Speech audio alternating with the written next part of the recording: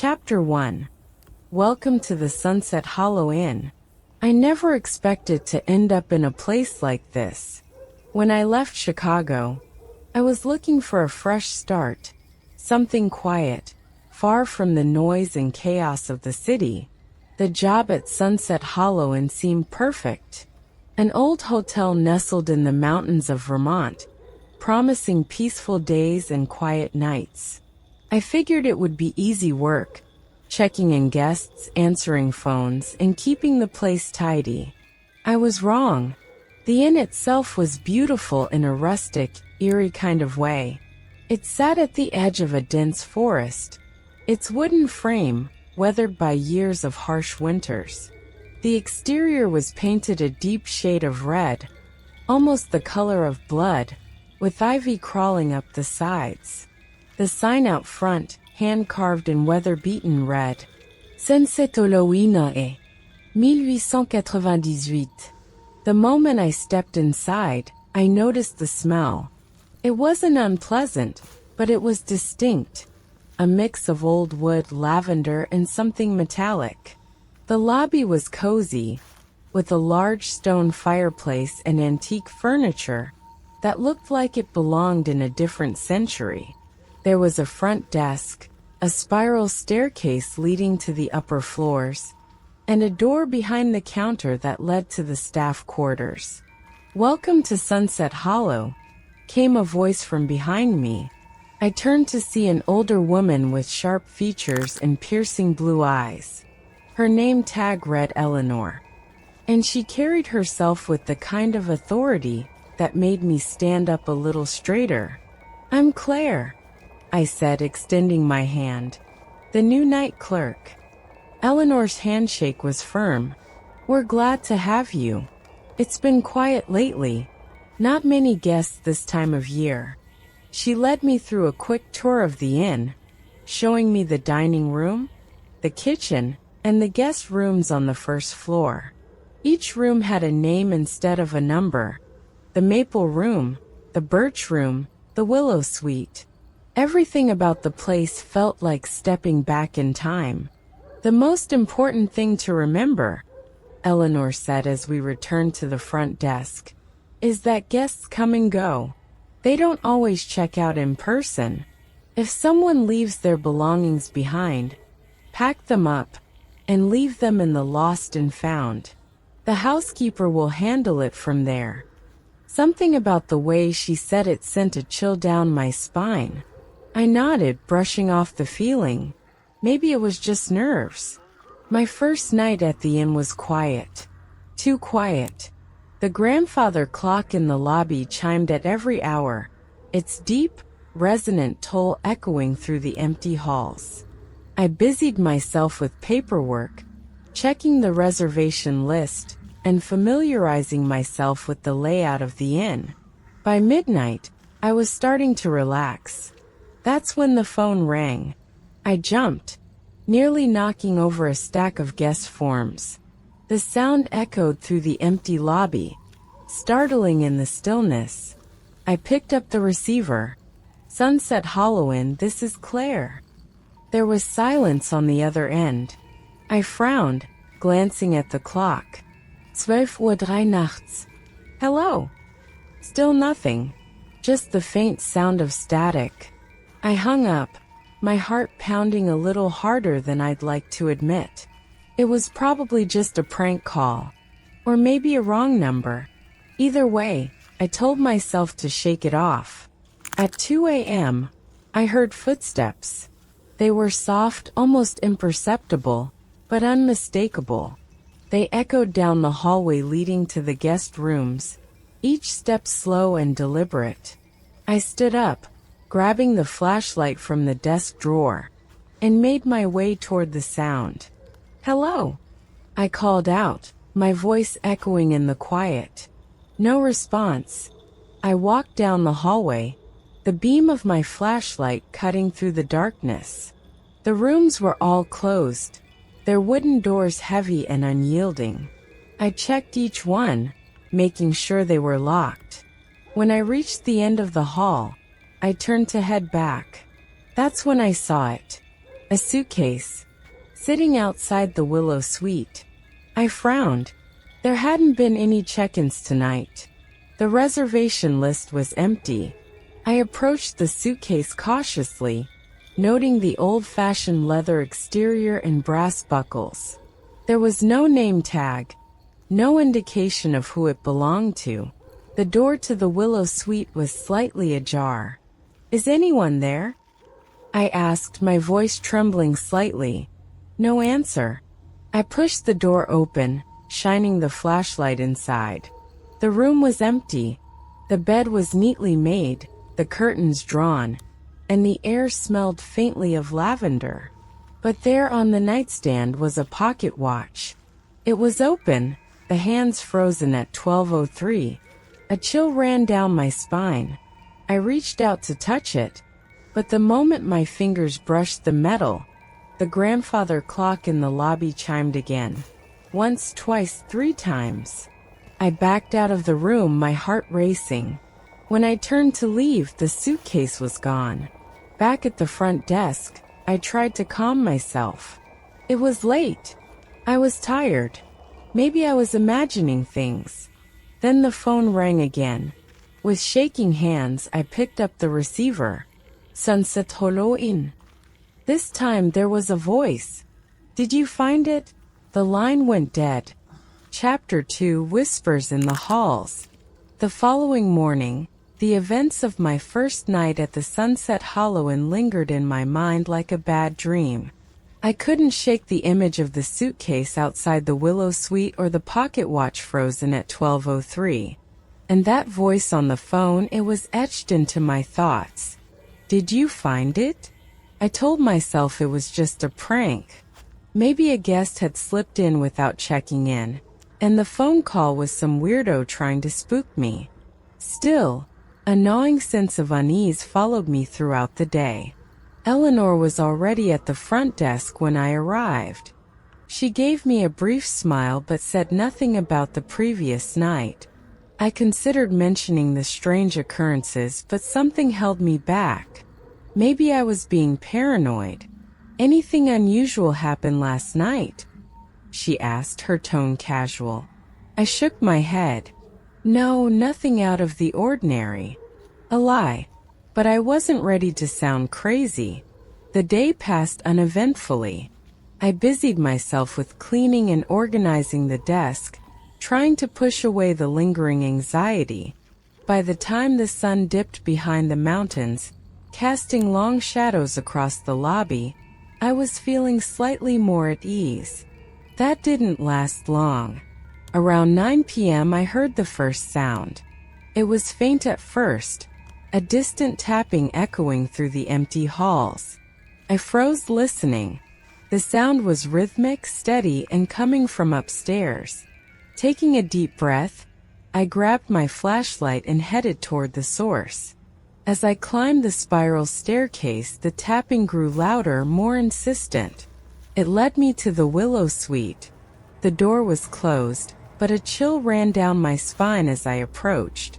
My hand hovered over the doorknob, hesitating. Then with a deep breath, I pushed the door open. The room was empty. The bed was neatly made, the curtains drawn tight. Everything looked untouched. But the pocket watch was gone. I blinked, staring at the nightstand where it had been the night before. My mind raced. Had Eleanor taken it? Or was I imagining things? I shook my head, trying to dispel the creeping dread. Suddenly I noticed something else. The mirror on the far wall. It had been clean yesterday, but now faint smudges marred its surface. I walked closer, shining my flashlight on it. Handprints. They were small, childlike, pressed into the glass. The smudges formed a pattern, almost like they were trying to spell something. I reached out to wipe the mirror, but the moment my fingers touched the glass, a chill shot through my body. Behind me, in the reflection, a shadow moved. I spun around, my heart hammering in my chest, but the room was empty. My flashlight beam danced across the walls, illuminating nothing but antique furniture and floral wallpaper. Breathing heavily, I backed out of the room, closing the door behind me. The tapping had stopped, replaced by an eerie silence. My mind raced for an explanation. Old building, I muttered to myself.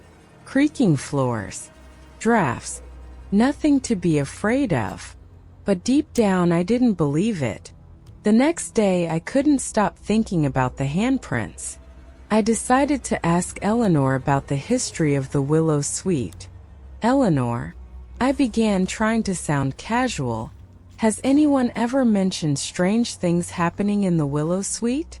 Her eyes narrowed slightly. Why do you ask?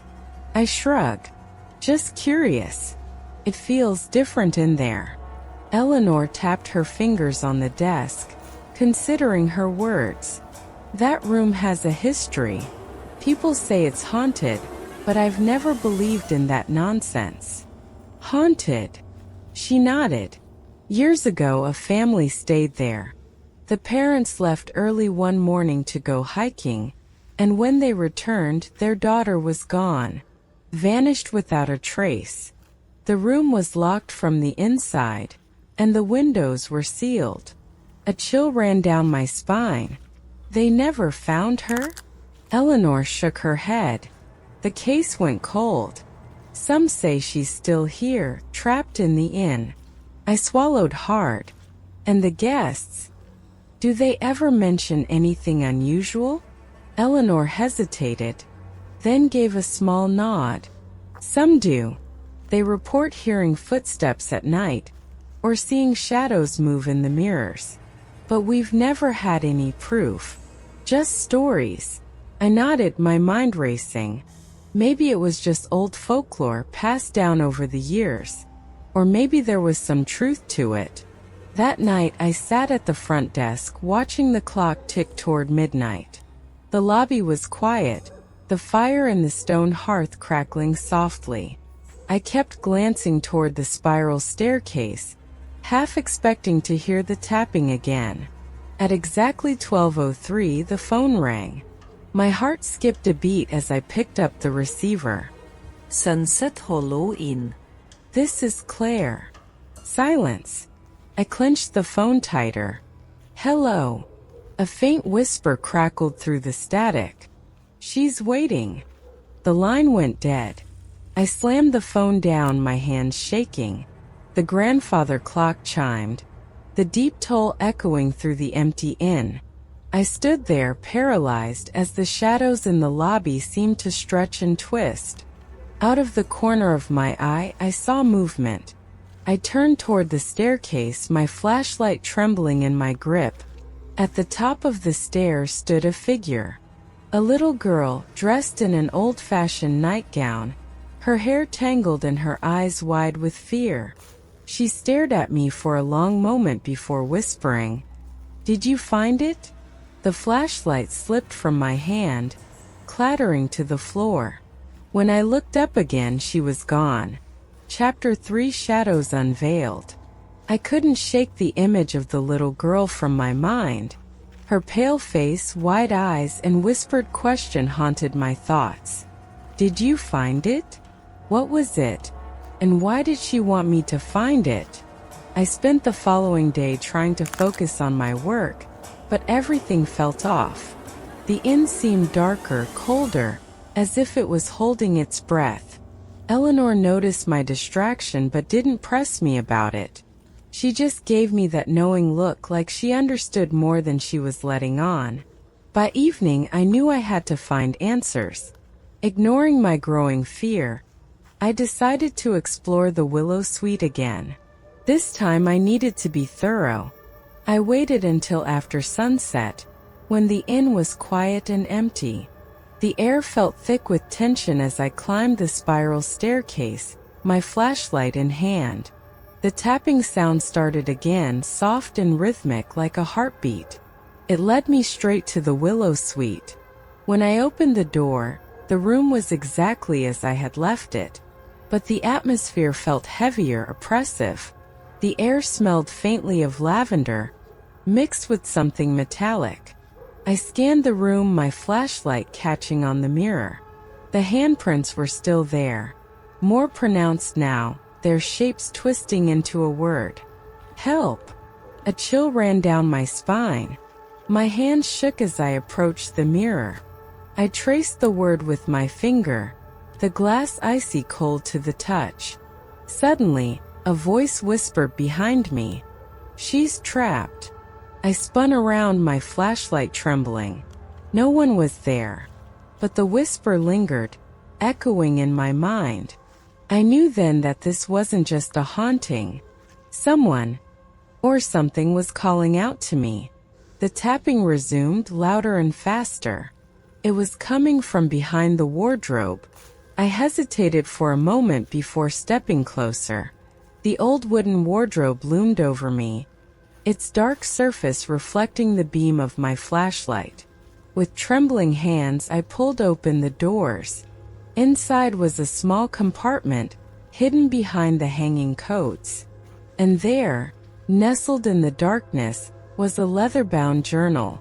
The cover was worn and faded, the pages yellowed with age. I opened it carefully, my heart pounding. The first page was filled with delicate handwriting. Margaret Larkin, 1912. My fingers traced the name, and a wave of dizziness washed over me. The journal belonged to the missing girl's family. This was her mother's handwriting. I flipped through the pages, each one detailing the family's stay at the inn. Margaret had been a bright, curious child full of life. But as the entries continued, the tone shifted. The words grew frantic, desperate. Margaret says she hears tapping at night. She says someone is calling her. The mirror in our room is covered in handprints. They weren't there yesterday. Margaret is missing. We've searched everywhere. The door was locked from the inside. The windows were sealed. Where did she go? The final entry sent a shiver down my spine. She's still here. The inn won't let her leave. Suddenly, the room grew colder. My breath misted in the air, and the lights flickered. The tapping intensified, echoing through the walls. I clutched the journal to my chest, backing away from the wardrobe. The mirror began to fog up, the word help fading into the mist. And then, in the reflection, I saw her again. The little girl. She stood behind me, her nightgown tattered, her hair matted. Her eyes met mine through the mirror, filled with fear and sorrow. "Please," she whispered, "find it." Before I could respond, the mirror shattered, the glass sprang across the room. I stumbled back, my heart racing, as the lights went out completely. In the darkness, the whispers surrounded me. "She's waiting. She's waiting." The tapping continued, louder than ever, coming from all directions. Panic set in as I fumbled for my flashlight, my fingers trembling. When I finally managed to turn it on, the beam cut through the darkness, illuminating the shattered mirror and the empty wardrobe. But the girl was gone. I grabbed the journal and ran out of the room, slamming the door behind me. My heart pounded in my chest as I leaned against the wall, trying to catch my breath. "She's waiting," the whispers echoed in my mind. I had to find out what happened to Margaret Larkin. I had to uncover the truth about this place. Back at the front desk, I opened the journal again, searching for clues. One entry caught my attention. "The key is in the basement." My blood ran cold. The basement. The one place I hadn't dared to explore. Taking a deep breath, I grabbed my flashlight and made my way to the basement door. The wooden steps creaked under my weight as I descended into the darkness. The air grew colder with each step, the smell of damp earth filling my lungs. At the bottom of the stairs, I found an old wooden chest covered in dust and cobwebs. My hands trembled as I lifted the lid. Inside was a small ornate box. Its surface was etched with intricate patterns, and a single word was carved into the lid. Larkin. I reached out to touch it, but the moment my fingers brushed the wood, a wave of cold washed over me. The whispers returned, louder and more insistent. She's waiting. I opened the box. Inside was a locket, old and tarnished, with a picture of Margaret inside. Her eyes stared back at me, filled with silent pleading. The whispers crescendoed, filling the basement with their eerie chant. She's waiting. She's waiting. And then from the shadows I heard her voice. Did you find it? Chapter 4, The Final Encounter. The basement was suffocating, the air thick with dampness and the scent of old wood. The locket in my hand felt heavier than it should have been, as if it carried the weight of all the sorrow and fear trapped within the walls of the inn. The whispers echoed around me, relentless and haunting. She's waiting. She's waiting. I couldn't stand it any longer. Gripping the locket tighter, I made my way back up the stairs. Each step creaked under my weight, and the dim light from my flashlight barely cut through the darkness. When I reached the main floor, the whispers faded into an unsettling silence. I stood in the lobby, staring at the journal and the locket on the desk. There had to be a way to end this, to free Margaret from whatever nightmare she was trapped in. My mind raced as I flipped through the journal's pages again, searching for clues. The grandfather clock chimed, the deep toll resonating through the empty inn. Midnight. Then the phone rang. I froze, the sound slicing through the silence like a knife. With trembling hands, I picked up the receiver. Sunset Halloween. It whispered. For a moment, there was nothing but static. Then a voice faint, distant, and full of sorrow. Please help her.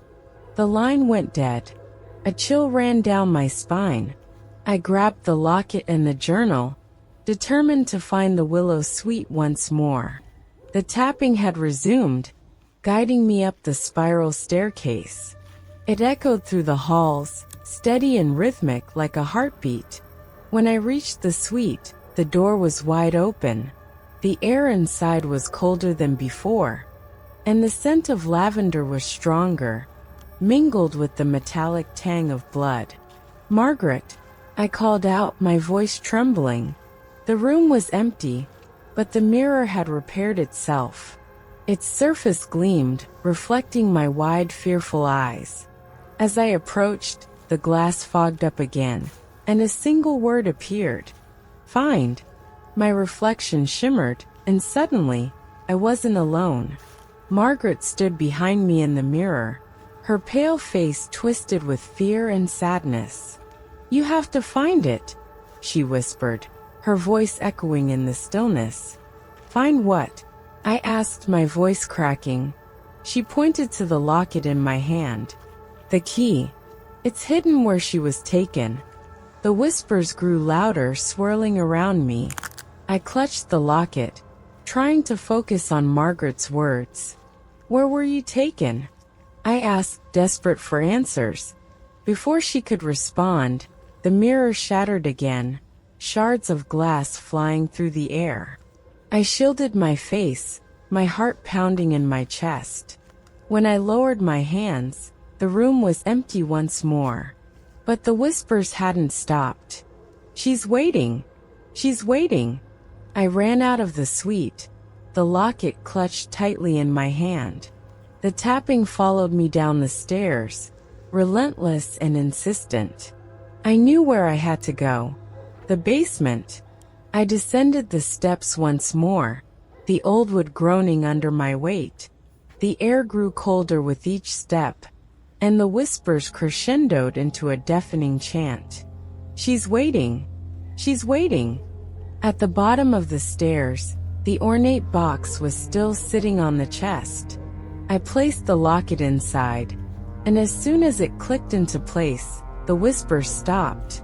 For a moment there was silence. Then the basement door slammed shut. I spun around, my flashlight beam cutting through the darkness. The door wouldn't budge. Panic set in as I banged on it, my heart racing. "Let me out!" I shouted. The tapping resumed, but this time, it was coming from behind me. I turned slowly, the flashlight trembling in my hand. The shadows in the basement shifted, and a figure emerged from the darkness. Margaret. Her tattered nightgown clung to her frail frame, her hair hanging in tangled strands. Her eyes were hollow, filled with sorrow and despair. "Did you find it?" she whispered.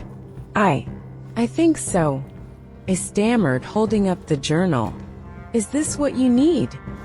Margaret shook her head, stepping closer. "No, the inn won't let her go." "Her? Who?" "My mother," Margaret said, her voice breaking. "She's trapped here just like me. You have to set her free." The shadows shifted again, and another figure stepped forward. Eleanor. But it wasn't the Eleanor I knew. Her face was twisted with anger and sorrow, her eyes dark and empty. "You shouldn't have come here," she hissed. "You shouldn't have brought the past back." The realization hit me like a punch to the gut. Eleanor wasn't just the innkeeper. She was Margaret's mother. She had made a deal with the inn, trading her soul to keep her daughter safe. But the inn had twisted the deal, trapping both of them in its walls. "You can't stop it," Eleanor said, her voice echoing.